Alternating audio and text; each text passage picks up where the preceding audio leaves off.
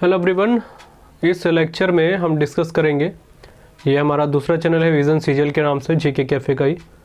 इस लेक्चर में हम डिस्कस करेंगे जो आपका स्ट्रेटजी है एसएससी एमटीएस की, इनिशियल से लेके एकदम लास्ट तक। आपको दिख रहा होगा यहाँ पर मैंने लिख रखा है स्ट्रेटजी फॉर बिगनर्स। कारण ये है कि अगर आप, मैं पहले बोल रहा हूँ, अगर आपने स्ट्रेटजी देख ली है मेरे तो आप इसको छोड़ सकते हैं अगर आपने थोड़ी बहुत तैयारी पहले से कर रखी होगी। ये बहुत बिगिनर के लिए है जिसको बिल्कुल भी दिक्कतें आती हैं शुरुआत से लेकर, और लाने का यही दिक्कत आ रही थी कई लोगों को कि आपने जो ऊपर से स्ट्रेटजी दी थी उसको एक बहुत डिटेल में बता दीजिएगा। तो मुझे लगा उस चैनल पे मैंने ऑलरेडी दे रखी है, तो ये अलग चैनल है विज़न सीजीएल के नाम से मेरा, और इसमें मेरा करंट अफेयर का कंटेंट रहता है। तो एमटीएस वाले 2023 वाले बहुत ज़्यादा डिमांड कर रहे थे तो उसको लेकर रही है। ठीक है, कहने का मतलब ये है कि इसमें हम वो देखेंगे कि इनिशियल स्टेज से आप कैसे आप लास्ट तक जाए, क्योंकि आपके पास लगभग, आप, मैं बोलूँगा कि ज़्यादा दिन तो नहीं है, 70-80 दिन आप मान के चलिए अपने हिसाब से, क्योंकि कुछ दिन आप छोड़ दीजिए लास्ट के लिए। तो उसके लिए आपको शुरुआत से कैसे रखनी है तैयारी, हर सब्जेक्ट को लेंगे हम इसमें, मैथ्स, रीजनिंग, जीके और इंग्लिश। हाँ, अगर आपने नहीं देखी और इनको लेकर, जीके और इंग्लिश को लेकर, तो मैंने अपने दूसरे चैनल जीके कैफ़े पे दे रखा है, आप वहाँ से देख लीजिएगा। प्रॉपरली मैंने सब्जेक्टिव वाइज दे रखा है और अभी लोगों ने बहुत उसको पसंद किया था, लगभग 30,000 लोगों ने देख लिया इस वीडियो को। ये मेरा खुद का एक्सपीरियंस रहा इस एग्जाम्स को लेकर, तो मैं आपको कई बार बता चुका हूँ किस तरीके से तैयारी करनी है, उसी को लेकर अब लेक्चर स्टार्ट करते हैं। ठीक है, पहली बात समझ लीजिए, जो मैं आपको शुरुआत से कहता हूँ कि एमटीएस एग्जाम को लेकर हमें ये नहीं सोचना कि एग्ज़ाम बहुत छोटा है। बिगनर में इसलिए बोल रहा हूँ कि कई लोग इसको सोचते हैं कि बहुत आसान पेपर है, ईजिली हो जाएगा, ऐसा कुछ भी नहीं है। पेपर आसान तो आता है पर इसका कंपटीशन इतना ज़्यादा है कि बच्चे बाहर बहुत पहले हो जाते हैं, क्योंकि मार्क्स आपको पूरे लाने पड़ते हैं और किसी भी छोटी सी मिस्टेक से हम बाहर हो जाते हैं। ठीक है, अब इस बार आप सभी जानते हैं पैटर्न चेंजेस हो गए। पहले हमारा सारे चारों सब्जेक्ट जो आपको मैंने मेंशन कर रखे हैं, यहाँ पर दिख रहा होगा आपको, मैथ्स, रीजनिंग, जीके और इंग्लिश, इसके हिसाब से मेरिट बनती थी। अब इनमें से आपके दो ऊपर के सब्जेक्ट जो दिख रहे हैं, मैथ्स एंड रीजनिंग, इन दोनों को अलग कर दिया गया। मतलब ये क्वालिफाइंग है, इसमें आपको ज़्यादा दिमाग लगाने की ज़रूरत है नहीं। पर कहने का मतलब ये नहीं कि आपके सामने ये क्वालिफाइंग है तो आप इसको छोड़ ही देंगे, ऐसा भी नहीं होना चाहिए। क्योंकि अगर आप यहाँ से जा रहे हैं और यहाँ पर जाके आप फ़ायदा किया जब आप यहाँ पर क्वालिफाई नहीं कर पाएंगे पेपर को। ये क्वालिफाइंग नेचर का है बेशक, पर क्वालिफाइंग ऐसा तरीके का नहीं होगा कि आपको लिए 30 या 30% बोल देंगे कि आप इतने में करके चाहिए, आप दूसरे टीयर 2 में बैठ जाएंगे। ऐसा मेरे को मुश्किल लगता है।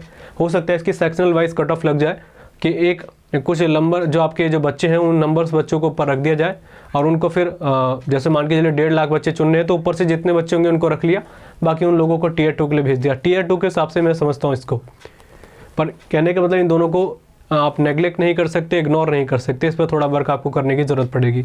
तो पहले इन्हीं दोनों सब्जेक्ट को लेके मैं बता दूं, माइंड में रख के चलिए कि इसकी हो सकता है कि सेक्शनल कट ऑफ बना दी जाए अलग से, कि जब आपके इतने मार्क्स होंगे तो ही आप टीयर 2 दे पाएंगे, या टीयर 2 के हिसाब से उसको रख दिया जाए।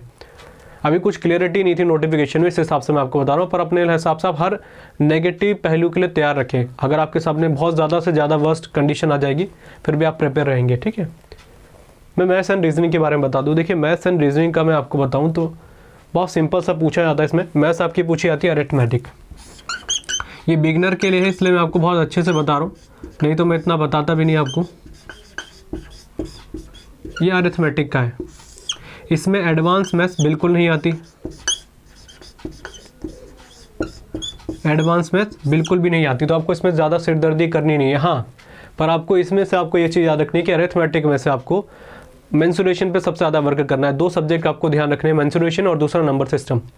25 क्वेश्चन आपके सामने आएंगे, 3 मार्क्स का एक क्वेश्चन होगा। तो ये समझ सकते हैं आप कि अरिथमेटिक के आपकी कम से कम क्वेश्चन जो है आपके, जिसमें नंबर सिस्टम और मेंसुरेशन है, 25 में से आप समझ के चलिए 10 क्वेश्चन आपके इन्हीं 2 सब्जेक्ट से आ जाते हैं, 2 टॉपिक से, नंबर सिस्टम और मेंसुरेशन। तो कहाँ से करनी है, बहुत सारी बुक आती है। मैं वैसे बोलूँगा आप पहले यूट्यूब का सहारा लीजिएगा अगर आपको बिल्कुल भी मैथ्स आपकी अच्छी नहीं है। पहले नंबर सिस्टम के आप पूरे जल्दी से जल्दी समाप्त कर लें टॉपिक, फिर उसके बाद आप प्रैक्टिस सेट लगाइएगा जो प्रीवियस के क्वेश्चन है। आपको बहुत जगह बुक्स मिल जाती है, मुखर्जी नगर के आसपास रहते हैं तो वहाँ से ले लीजिएगा, नहीं तो ऑनलाइन आज के टाइम पर मिल ही जाती है। अरिथमेटिक आपको करना है, उसमें एडवांस मैथ्स का कोई भी टॉपिक नहीं करना। अलजेब्रा हो गया आपका, या ज्योमेट्री हो गया, या आपका इसके अलावा हम बात करते हैं ट्रिग्नोमेट्री हो गया, इन सभी को छोड़ना है। मेंसुरेशन आपको करके जानी है और वो भी हल्की आती है, बहुत हल्की, मतलब अच्छे क्वेश्चन आते हैं हल्के हल्के से। जैसे सिलेंडर का आपका कर्व सरफेस एरिया पूछ लिया जाएगा, ये वॉल्यूम पूछ लिया जाएगा, ऐसे टाइप के क्वेश्चन जो 2D आप या 3D भी जोड़ सकते हैं पर हल्के लेवल के होते हैं। सबसे ज़्यादा आती है नंबर सिस्टम, जिसमें से नंबर सिस्टम में सर्च एंड इंडिसेस हो गया, बोर्ड मास हो गए, ऐसे क्वेश्चन।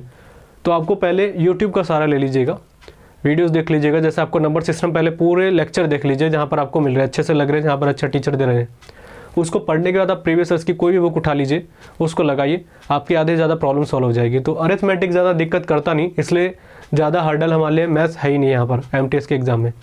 और वैसे भी क्वालिफाइंग हो गया तो आप इजीली इसको बना लेंगे। ठीक है, मेरे हिसाब से मैथ्स हो गया यहाँ पे कंप्लीट। अब बात कर लेते हैं रीजनिंग के बारे में। रीजनिंग किसी भी बच्चे के लिए मेरे हिसाब से दिक्कत करता नहीं है।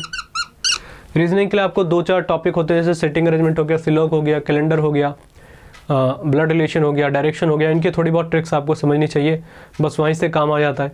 बाकी आपको खुद थोड़ा दिमाग लगाना पड़ेगा, नंबर्स पर आपकी पकड़ होनी चाहिए, आपको स्क्वायर 30 तक याद होनी चाहिए, एटलीस्ट 1 से लेकर 30 के स्क्वायर। जैसे आपका 25 का स्क्वायर पूछा आता है 625, इसी बेसिस में क्वेश्चन आते हैं, ज़्यादा टफ आते नहीं।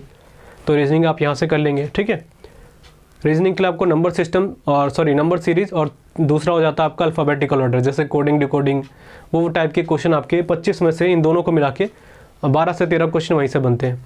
कुछ क्वेश्चन आपके सिलॉग वगैरह से बन जाते हैं। तो सिलॉग हो गया टॉपिक, या सिटिंग अरेंजमेंट हो गया, पजल हो गया, इनको आप थोड़ा सा यूट्यूब की मदद लीजिएगा। जैसे आपको सिटिंग अरेंजमेंट में दिक्कत है, तुरंत सर्च कर दीजिएगा sitting arrangement for SSC MTS।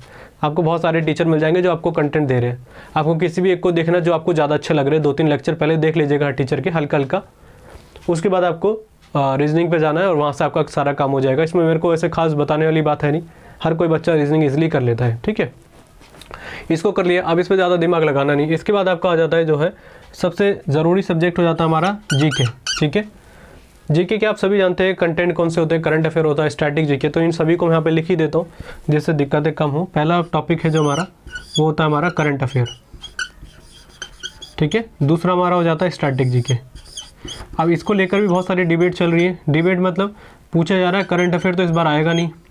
ठीक है, मैंने आपको शुरुआत से कहता आया हूँ कि वहाँ पर नोटिफिकेशन में लिखा है या नहीं लिखा कोई मायने नहीं रखता, आप तैयार करके जरूर जाइएगा। ये मेरा पर्सनली आपको बोल के जाना है, बाकी आप कुछ भी कर सकते हो, आपका चॉइस है। पर करंट अफेयर ना आए ऐसा बहुत कम संभावनाएं होती हैं। लिखा नहीं है तो क्या पता गलती से उन्होंने छोड़ दिया हो। पर जीके में आप कल्पना ही नहीं कर सकते करंट अफेयर के बिना जीके की, तो वहाँ पर आने की पूरी संभावना है। तो करंट अफेयर बिल्कुल मत छोड़िएगा। करंट अफेयर कहाँ से करना है मैं सब इस चीज़ के ऊपर स्ट्रेटेजी दे रखा हूँ ऑलरेडी। करंट अफेयर के लिए मैं आपको बता चुका हूँ, आप इसी चैनल से जुड़े रहें। आपको एमटीएस से ज़्यादा आपको बाहर यहाँ पर करंट अफेयर देखने को नहीं मिलेगी। बाकी आप जहाँ से भी करें कर लीजिएगा, पर आपको करना कितने मंथ्स के, तो एटलीस्ट आप 1 साल की करके जाएँ। एटलीस्ट मैं बोल रहा हूँ आपके साथ 6 महीने पे आपको फोकस ज़्यादा करना है एग्ज़ाम से पहले वाले। जैसा आप अप्रैल मंथ में आपका एग्ज़ाम है तो अप्रैल से 6 महीने पहले जोड़ दीजिए। उनको आपको एकदम दिमाग में होनी चाहिए कि क्या क्या इंपॉर्टेंट करंट अफेयर हमारे सामने से निकली है। फिर उससे 6 महीने पहले पे आप थोड़ा कम ध्यान देंगे तो कोई दिक्कत नहीं है, पर एग्ज़ाम से पहले के 6 महीने ज़्यादा ज़रूरी है। तो करंट अफेयर यहाँ से हो जाएगा। ठीक है, करंट अफेयर छोड़ना नहीं है। जो कई लोग बोल रहे होंगे कि करंट अफेयर छोड़ दीजिए, बिल्कुल बेवकूफ़ी है। मैं पहले से शुरुआत से कहता आ रहा हूँ और इस चैनल पे आपको मिल जाएगी करंट अफेयर। जिस तरीके से मैं आपको दूंगा वही करके जाइएगा, वहाँ से आपका ज़्यादा काम बन जाएगा।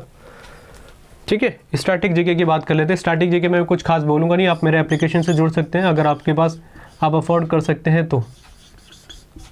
एप्लीकेशन पर आपको कोर्स मिल जाएगा, वहाँ पर आप कोर्स ले सकते हैं, लिंक आपको डिस्क्रिप्शन मिल जाएगा। वहाँ पर आपको PDF वगैरह मिल जाती है, बाइलिंगुअल कंटेंट रहेगा। अगर आप हिंदी मीडियम के हिंदी मीडियम मिलेगा, इंग्लिश से इंग्लिश, प्रीवियस ईयर्स की आपकी दिक्कतें खत्म हो जाएगी, सारी चीज़ें वहाँ पर मिल जाएंगी। ठीक है, अगर आपको स्टैटिक जीके पेड कोर्स के साथ जुड़ना है तो वहाँ से जुड़ जाएगा। अगर आप फ्री सोच रहे हैं कि फ्री मिल जाए, फ्री आपको मेरे पास इतना कंटेंट मिलेगा तो नहीं। जीके कैफ़े कोर्स जो मेरा अलग चैनल है वहाँ से भी आप करते रहें, साथ में फ्री कंटेंट भी वहाँ पर आपको बहुत दिए जा रहे हैं। पर कहने का मतलब आपको थोड़ा डिटेल में पढ़ने की बहुत ज़्यादा ज़रूरत है। तो आप किसी भी तरीके से कर रहे हैं, कहीं से भी करने पर डिटेल में ज़्यादा पढ़ के जाए। उसके लिए आपको ल्यूसेंट वगैरह से थोड़ा अलग रहना पड़ेगा, क्योंकि वहाँ पे 1 लाइनर क्वेश्चन पूछे जाते हैं और वो आज के टाइम पे इतने मायने रखते हैं नहीं, थोड़े अच्छे लेवल के क्वेश्चन आते हैं वहाँ पे। ठीक है, तो ये हो गया आपका स्टैटिक जीके। देखिए पहले मैं अपने बारे में बता दूँ, फिर आप देखते रहिएगा जो आपको देखना है। इसके बाद आपका होता है हिस्ट्री, इसके बाद होता है आपका पॉलिटी। विजिबल है यहाँ तक, ठीक है, यहीं पे जोड़ देते हैं। फिर हो जाता है आपका ज्योग्राफी, फिर हो जाता है आपका इकोनॉमिक्स, और 7वें नंबर पे हो जाता है आपका जनरल साइंस। ये कहाँ से करने, देखिए इन चारों के ऊपर जो है हो गया आपके स्टैटिक जीके, हिस्ट्री, पॉलिटी और ज्योग्राफी। इसके ऊपर मेरा कोर्स आ जाएगा एक, जैसे आज का लेक्चर आपको मिल रहा है उसके 1-2 दिन के अंदर आप एप्लीकेशन पे चेक कर लीजिएगा। आप अफोर्ड कर सकते हो तो वहाँ से आपको ज़्यादा बाहर जाने की ज़रूरत नहीं पड़ेगी, सारा आपको कोर्स वहीं पे मिल जाएगा। मैं अपना पर्सनली प्रमोट नहीं कर रहा हूँ अपने चैनल को या अपने कंटेंट को, आप सभी जुड़े हुए हैं। 2021 की बात है, आप जानते हैं एमटीएस में कई लोगों को उसमें से फ़ायदा हुआ था। काफ़ी कंटेंट आपको बाहर एफर्ट लगाने की ज़रूरत नहीं पड़ेगी। मतलब ऐसा नहीं कि मेरे कंटेंट के बिना आपका काम नहीं चलेगा, कहीं से भी जा सकते हैं, कर भी सकते हैं, पर उसमें आपको किसी चीज़ को कंपाइल करने के लिए खुद ज़्यादा एफर्ट लगाने पड़ते हैं, ज़्यादा टाइम देना पड़ता है, और टाइम आपके पास जो समय की कमी है बहुत है। मतलब आपके पास 2 महीने भी ढंग से नहीं बच रहे, 3 महीने कई लोग बोल रहे हैं, पर मेरा मानना है कि आपके अप्रैल मंथ में एग्जाम स्टार्ट हो जाएंगे, तो आप समझ सकते हैं फरवरी और मार्च है आपके सामने। कुछ दिन तो आपको खुद भी अपने आप को सेटअप करने में टाइम लगता है। तो अगर आपको टाइम बचाना है, आपको लग रहा है कि नहीं टाइम के बिना मैं करूँगा, इसके अलावा मेरा होगा नहीं, मतलब समय मेरे पास कम है, टाइम आपके पास लग रहा है कि मैंने बहुत सारे अच्छे से कर रखे हैं, इंग्लिश अच्छी है मेरी, जीके मैंने ऑलमोस्ट कर लिए, तो आप कहीं भी अपने हिसाब से धीरे धीरे इन सभी के बारे में डिटेल में पढ़ना है आपको। 3 मार्क्स का एक क्वेश्चन है, तो आप ये मत सोचिएगा कि ऊपर ऊपर से पढ़ के जा रहे हो और आपको आराम से मिल जाएगा। हो सकता है ऐसे भी क्वेश्चन आ जाए, पर ज़्यादातर संभावना ये रहती है कि क्वेश्चन थोड़े अच्छे आपके लेवल के पूछने की उम्मीदें हैं, क्योंकि देखिए सिलेक्शन आपके 2 ही सब्जेक्ट के बेस में ले रहा है, इंग्लिश और जीके, तो वो दोनों ही अच्छे आने की पूरी संभावना है, तो छोड़ तो सकते नहीं। बाकी इन सभी का लिंक जो कोर्स है आपका वो एप्लीकेशन का, नहीं तो आप सर्च कर लीजिएगा जीके कैफ़े नाम से प्ले स्टोर पे, नहीं तो आपको एप्लीकेशन का लिंक इसी वीडियो के डिस्क्रिप्शन में जाएगा, वहाँ से आप ले लीजिएगा अगर आपको लेना है। यहाँ से आपको ज़्यादा बाहर नहीं पड़ती, क्योंकि मैंने स्टैटिक जीके के हिसाब से ये कोर्स बना रखे हैं। सॉरी, आपके एमटीएस को लेकर ही है वो, वैसे खासकर सीजीएल को लेकर है, पर अगर आप वो कर लेंगे तो सफिशिएंट है। बाकी आपको करना क्या है, इसका अदर ऑप्शन मैं आपको बताऊँ। अगर आप अफोर्ड नहीं कर सकते, ऐसा नहीं कि सारे बच्चे अफोर्ड कर लेते हैं, प्राइस बहुत कम है उसका, पर अगर अफोर्ड नहीं कर सकते उसके अलावा भी मैं आपको बता दूं, खुद थोड़ा आपको एफर्ट अपनी तरफ से लगाना पड़ेगा। मेरे चैनल पे आपको मैं स्टैटिक जीके की लेक्चर दे ही रहा हूँ। अभी मैंने बुक्स ऑन ऑथर कराया था, आपको घराने वाला टॉपिक कराया था, और भी सारे टॉपिक रहते रहेंगे। फिर हिस्ट्री भी कराऊंगा, पॉलिटी साइंस भी कराऊंगा, जो भी है आपका पॉलिटी, वहाँ पर आपको फ्री मिलेगा। बट आपको थोड़ा एफर्ट एक कदम आगे लगाना पड़ेगा। क्या करना पड़ेगा, जो भी मैं चीज़ आपको बढ़ा रहा हूँ उससे थोड़ा निश्चिंत होकर ना रहे कि हाँ ये पूरा हो गया, थोड़ा उसमें ज़्यादा एफर्ट लगाना पड़ेगा। क्योंकि देखिए मैं हमेशा बोलता हूँ, कोई भी चीज़ मैं जो देता हूँ आपको एप्लीकेशन में बहुत डिटेल में जाके दे देता हूँ, पर फ्री कोर्स में ज़्यादा डिटेल में नहीं जा पाता। कारण क्यों है, कारण है कई लोग इसको लेके बोर होने लग जाते हैं। जैसे मैंने अभी आपको घराने वाला टॉपिक कराया था, जिस दिन लाइव लेक्चर लिया था, शुरुआत में तो बहुत सारे बच्चे बैठे हुए थे, अब उनको आदत है 10-15 मिनट की वीडियो देखने की। जैसे मैं उसको धीरे धीरे उसका ड्यूरेशन बढ़ता रहा, टाइम बढ़ता रहा, लगभग 2.5 घंटे की वीडियो थी वो, और मैंने कंटेंट वो पूरा भी नहीं कराया, उसमें सब लोग बोर होने लग गए थे कि कैसे कोर्स सिलेबस जल्दी से ये वीडियो ख़त्म हो और हम छोड़े अपने आप को। इसलिए मैं वहाँ पर आपको प्रॉपर वीडियो नहीं दे पाता, नहीं तो काफ़ी हद तक जितना भी मैं दूँ वहाँ पर ही आपका काम बहुत अच्छा हो जाए। तो उसके लिए आपको थोड़ा एफर्ट ज़्यादा लगाना पड़ेगा। जैसे मैंने घराने का टॉपिक आपको करा दिया या बुक्स एंड ऑथर करा दिया, तो आप और भी मेरी वीडियो सर्च करके देख लीजिएगा, या दूसरा सोर्स है ऐसे अच्छे चैनल को देखिएगा जहाँ पर डिटेल में कोई पॉइंट बता रखा हो।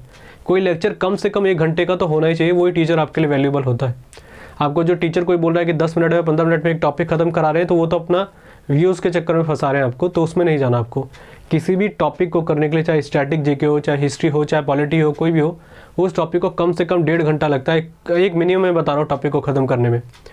तो उसके लिए आपको अच्छे से पढ़ने की ज़रूरत है। उसके लिए आप दूसरा लेक्चर भी देख लीजिएगा किसी और का, जैसे मेरा आपने पढ़ लिया, आपको लग रहा है यहाँ पर हो गया है काफ़ी हद तक, मुझे और ऐड करना है, तो और दूसरी वीडियो देख लीजिएगा, तो वहाँ से भी आपका काम चल जाएगा।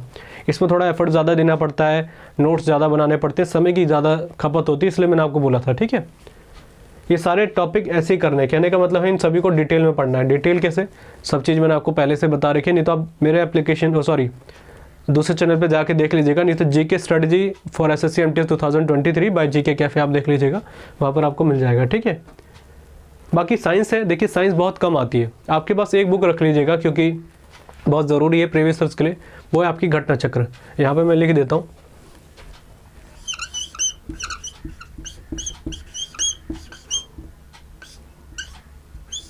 ठीक है, ये बुक आपके पास होनी बहुत ज़रूरी है। घटना चक्र, घटना चक्र क्यों रखनी है, ज़रूरी क्यों है, देखिए पहला पॉइंट इसका बहुत ज़रूरी है कि प्रीवियस ईयर्स आपके लिए ज़रूरी है। प्रीवियस ईयर्स क्यों ज़रूरी है आप सभी जानते हैं, मैंने आपको कई बार बता रखा है, क्योंकि रिपीटेड बहुत ज़्यादा क्वेश्चन होते हैं। पर इसके अंदर ज़रूरी इसी बुक को कि मैंने रेकमेंड करा, क्योंकि इसके अंदर अच्छे से डिटेल में बता रखा है। ऐसा नहीं दे रखा कि ऊपर ऊपर पढ़ के चले गए आप, अच्छे से डिटेल में समझाया जाता है। मतलब कोई टॉपिक आ रहा है, किसी पर्सनैलिटी के बारे में क्वेश्चन आया, मान के चलिए कि हरिप्रसाद चौरसिया का संबंध किससे है, बांसुरी वादक है, पर वहाँ पर उनके क्वेश्चंस के अंदर उन्होंने बहुत अच्छे से डिटेल में लिख रखा है, जिससे आपको उसके बारे में समझ ज़्यादा बनती है। क्या पता वहीं से क्वेश्चन अगली बार घुमा के आ जाए कि बताइए कि इनका घराना कौन सा था। तो ये सारे क्वेश्चन इसलिए ज़रूरी बन जाते हैं। घटना चक्र को मैं हमेशा इसलिए रेकमेंड करता हूँ। ठीक है, तो इसके लिए आपको साइंस के लिए ज़्यादा एफर्ट लगाने की ज़रूरत नहीं। कई लोग मुझसे कोर्स के लिए भी कह रहे थे, पर वो नहीं हो पाएगा। कारण ये है कि साइंस इतने अच्छे लेवल की नहीं आती है आपके एमटीएस में, फ्रेंकली मैं जो आपको बोलूँ, ठीक है, उसके लिए मैं अपना प्रमोट करूँ उसका कोई फ़ायदा है नहीं। मैं कोर्स लेकर आ जाऊँ, लोग ले भी लेंगे, फ़ायदा क्या जब आपको उसका रिजल्ट ज़्यादा देखने को नहीं मिलेगा। मेरा भी टाइम वेस्ट होगा, आपका भी टाइम वेस्ट होगा, आपका पैसा वेस्ट होगा। आपके लिए एक ही बोलूँगा, पहले वहाँ पर आपको घटना चक्र उठानी है, उसमें से आपको प्रीवियस ईयर्स के उठा के जो भी आपका जो साइंस का पोर्शन है उसको उठाया, उसको सारे प्रीवियस ईयर्स को एक बार पढ़ के आप सारे निकल गए, फिजिक्स केमिस्ट्री बायो, उससे ज़्यादा आपको कुछ नहीं करना, उससे ज़्यादा आपका साइंस आता ही नहीं। आप समझिए ना, करंट अफेयर और स्टैटिक जीके ही आपके एग्जाम में 60% वेटेज रखते हैं अपना, यही 2 सब्जेक्ट बस। इसके बाद आपके जो वेटेज रखते हैं हिस्ट्री, पॉलिटी, ज्योग्राफी, यही आपका बाकी वेटेज रखते हैं। इसके बाद तो आपको कुछ ज़्यादा करने की ज़रूरत पड़ती नहीं। साइंस में मैक्सिमम आपके 2 से 3 क्वेश्चन पूछे जाते हैं मैक्सिमम, और वो ज़्यादातर होते हैं कि आपके प्रीवियस ईयर्स के ही कंपाइल करके दोबारा रख दिए जाते हैं वहाँ पर उठा के, बस आप इजीली कर लेंगे। और अगर एग्जामिनर का मूड है ही कि बहुत अच्छे लेवल का क्वेश्चन पूछूंगा, तो आप कितने भी पढ़ के चले जाइए, एनसीईआरटी पढ़ के चले जाइए, आप कुछ नहीं कर पाएंगे। और अब तो इतना समय है ही नहीं कि आप एनसीईआरटी वगैरह पढ़े, ठीक है। बाकी इकोनॉमिक्स के लिए मैं आपको बता दूं, इकोनॉमिक्स के लिए ज़्यादा कुछ करना नहीं है, क्योंकि यहाँ से आते नहीं क्वेश्चन, पहला पॉइंट। कई लोग इसमें ज़्यादा मतलब का एफर्ट लगाते हैं। एग्जाम से पहले मैं कह रहा मैराथन लेक्चर लेकर आ जाऊँगा इसी चैनल पे, या तो जीके कैफे पे ले आऊँगा, उसको प्रॉपरली एक बार देख लीजिएगा। वैसे मैं हमेशा बोलता हूँ इकोनॉमिक्स ज़्यादा नहीं आती साइंस इसके एसएससी एग्जाम में, अगर आप इसको छोड़ के भी चले जाएंगे तो ज़्यादा आपको फ़र्क पड़ेगा नहीं। फिर भी कई लोगों को रहता है नहीं कैसे छोड़ दे, एक टॉपिक है हमारा, सब्जेक्ट है, छोड़ नहीं सकते, तो उसके लिए मैं अलग से मैराथन लेकर आ जाऊँगा। पर मेरा पर्सनली ये कहता है कि अभी आप छोड़ दीजिए तो उतना वैल्यूएबल रहेगा, आपको स्मार्टली वर्क करना है, क्योंकि एक ही सब्जेक्ट आपके पास बचता है नहीं।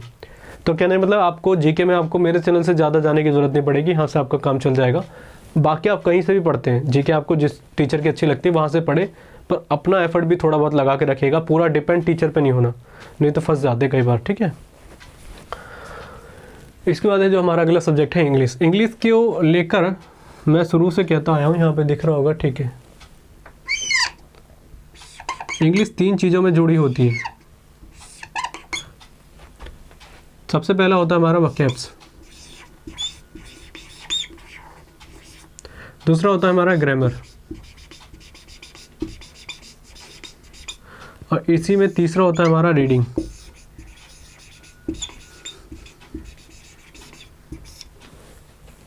इनमें सबसे ज़्यादा वेटेज किसका है? सबसे ज़्यादा वेटेज है आपका वोकैब्स का। वोकैब्स का कितना वेटेज है आप ये समझ लीजिए कि वोकैब्स और रीडिंग अगर हम दोनों को जोड़ दें तो ये लगभग 17 क्वेश्चन रखते हैं मायने आपके 25 में से। 17 क्वेश्चन 25 में से आपके इसी के आते हैं। अब 17 क्वेश्चन, मैं 25 क्वेश्चन क्यों बोल रहा हूँ बार बार, ये ध्यान रखना आपको, दोनों के 25-25 आएंगे। 3 मार्क्स के क्वेश्चन, तो आप उस हिसाब से अपना हिसाब लगा लीजिएगा। आपको टारगेट दिमाग में रखना है क्वेश्चन बस, और उस ज़्यादा नहीं रखना, उसमें ज़्यादा फिर दिक्कतें आती हैं कि 70-75 कितने मार्क्स, आपको क्वेश्चन रखने हैं 17 क्वेश्चन। अब 17 क्वेश्चन कैसे हैं तो देखिए, वोकैब्स में पहला आता है सिनोनिम्स 2 मार्क्स का, फिर एंटोनिम्स 2 मार्क्स का, 2 क्वेश्चन, 2 क्वेश्चन हो गए 4, 1 word substitution 2 question, idiom phrases 2 question, total कितने हो गए 8 क्वेश्चन, ठीक है। ये 8 क्वेश्चन आपके डायरेक्टली हो गए। इसके बाद आपका होता है स्पेलिंग मिस्टेक्स 2 क्वेश्चन, तो कितने हो गए टोटल 10 क्वेश्चन आपके सामने हो गए।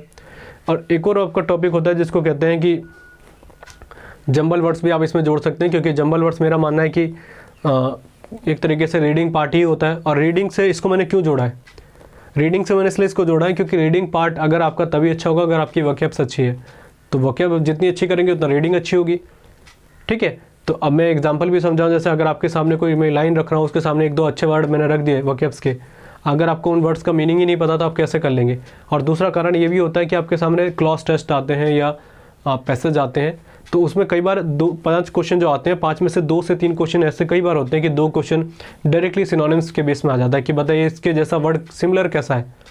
अगर आपकी जितनी वोकैब्स मजबूत होगी आप इसलिए बना लेंगे। कई बार आते हैं 5 क्वेश्चन रख दिए तो वहाँ पर बोलेगा कि बताइए इस वर्ड का बिल्कुल अपोजिट मीनिंग कौन सा है, तो अपोजिट कौन होता है, एंटोनिम होता है। तो कहने का मतलब डायरेक्टली या इनडायरेक्टली आपसे पूछा जा रहा है। और वैसे भी आप जानते हैं रीडिंग पार्ट तभी अच्छा होगा जब आपकी ग्रामर अच्छी होगी, सॉरी आपकी वोकैब्स अच्छी होगी। तो वोकैब आपके लिए पहले बहुत मायने रखता है।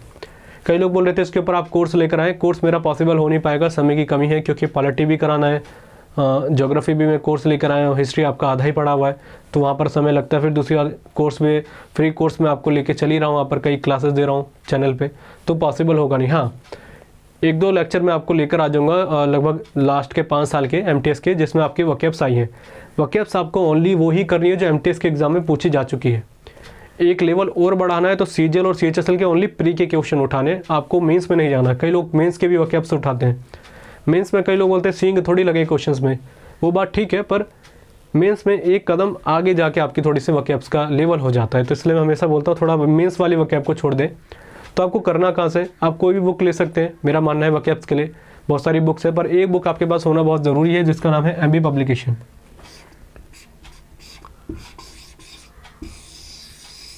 इस बुक को रखना आपके पास ज़रूरी है, एमबी पब्लिकेशन की। और उसका कहानी क्या है एमबी पब्लिकेशन को रखने का, मैंने कारण आपको बताया कि सारे यहीं से उठ के क्वेश्चन आते हैं, क्योंकि प्रीवियस ईयर्स की कंपाइलेशन दी होती है इसके अंदर, synonyms, antonym, one word substitution.